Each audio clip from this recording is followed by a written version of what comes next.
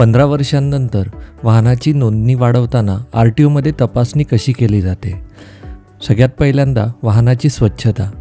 तपासणीपूर्वी वाहन स्वच्छ आणि नीटनेटके ठेवणे गरजेचे असते. 2. कागदपत्रे तपासणी.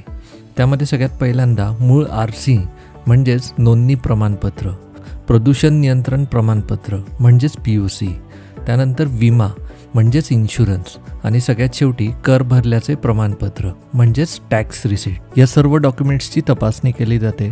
त्याचबरोबर या डॉक्युमेंट्ससोबत जो आपण फॉर्म फिल केलेला असतो तर तो फॉर्मसुद्धा याच्यासोबत चेक केला जातो. 3. वाहनाची शारीरिक तपासणी म्हणजेच फिजिकल इन्स्पेक्शन.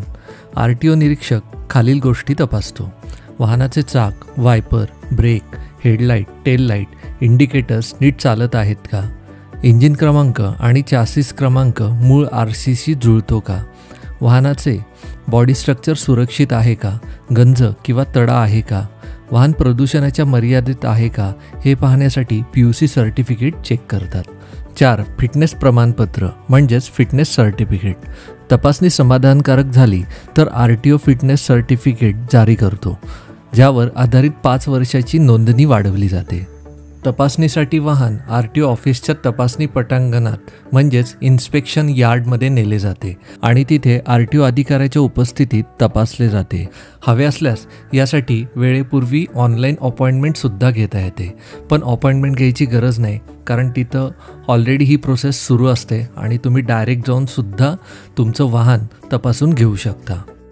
तुम्हाला जर ही माहिती आवडली असेल तर या व्हिडिओला लाईक करा, तसेच तुमच्या फ्रेंड्सबरोबर ही माहिती शेअर करा आणि अजूनपर्यंत तुम्ही आमचं चॅनल सबस्क्राईब केला नसेल तर आमचे चॅनलसुद्धा नक्की सबस्क्राईब करा.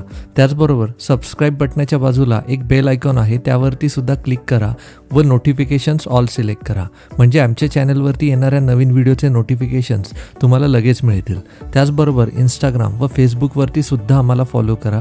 दोन्हीचे ID मी खाली स्क्रीनवर दिलेले आहेत, तसेच व्हिडिओच्या डिस्क्रिप्शनमध्ये सुद्धा दिलेले आहेत.